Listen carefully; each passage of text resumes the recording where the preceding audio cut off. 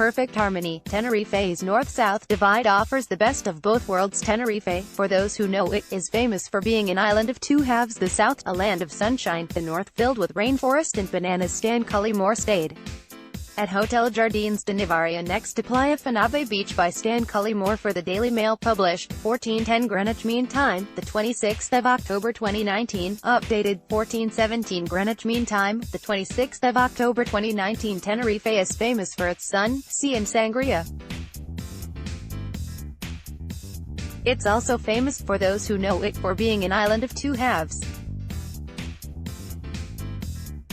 The south, a land of sizzling sunshine; the north, filled with rainforest and bananas and with a reputation for not much else. My wife and I decided to visit both to see if this is true, mainly because she is a fan of sun and sea, and I'm a big fan of bananas.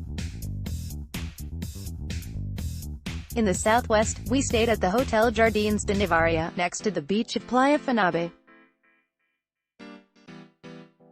Driving up it in our hired car, we thought it was far too posh. The whole package, one of the swimming pools at the Hotel Jardins de Nivaria. When I asked the receptionist where to park, he took the car keys, rang a bell and told me they would take care of it, which set the standard for the whole of our stay. The hotel had everything my wife could ever want from a sunny seaside holiday. Our suite was larger than the ground floor of our house, with views out across the waves. There were two pools, one heated. Mrs. Cullimore dipped a toe in both and then announced she'd be going in the water every day. In the heated pool, obviously. We could have spent the entire week like this, lounging, eating at the hotel restaurants, and lounging some more. But we wanted to explore. So, one morning, we slipped through a discreet gate onto the beach and set off along a smooth path that skirted the coastline. We soon found ourselves in the friendly town of Los Cristianos.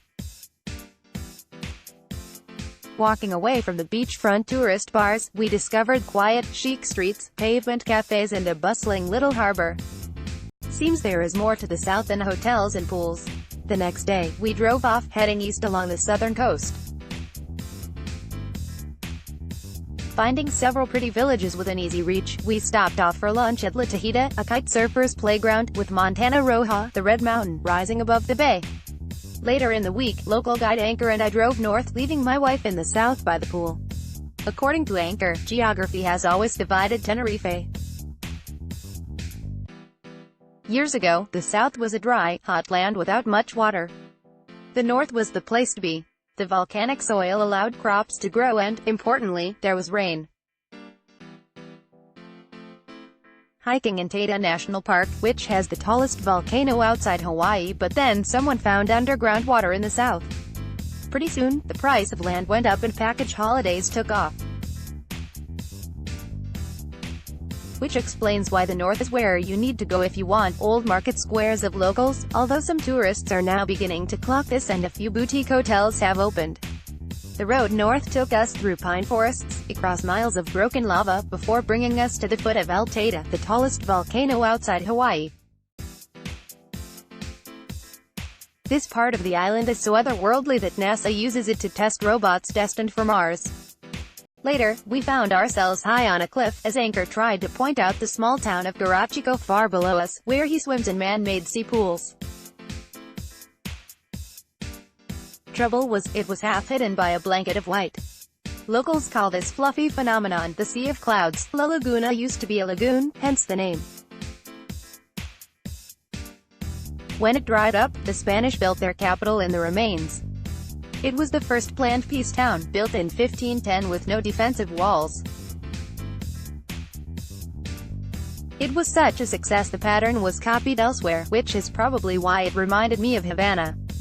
We strolled around old houses with calm courtyards and stared up at the cathedral, with canary and dragon trees outside. With few tourists around, watch out for siesta opening hours.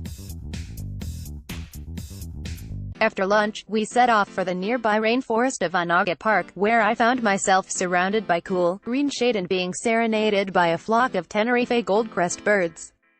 Driving back to our hotel took only an hour. Anchor told me his truck-driving granddad used to take all day to make this journey before the new road was built. This made me realize, you don't have to choose sides anymore. North or south, it's all good. Which explains why we had booked a return visit before we even got on the plane home. Though we're still not sure where to stay. Should we sizzle in the south, or siesta in the